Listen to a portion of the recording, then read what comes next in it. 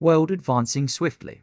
A man hypocritically started praising Imam Ali, though he had no faith in him, and Imam Ali, hearing these praises from him, said, "I am less than what you tell about me, but more than what you think about me." Those who have come alive out of a bloodbath live longer and have more children. One who imagines himself to be all-knowing will surely suffer on account of his ignorance. I appreciate an old man's cautious opinion more than the valor of a young man. I wonder at a man who loses hope of salvation when the door of repentance is open for him. Imam Muhammad Bakir says that Imam Ali once said, "There were two things in this world which softened the wrath of Allah and prevented its descent upon man.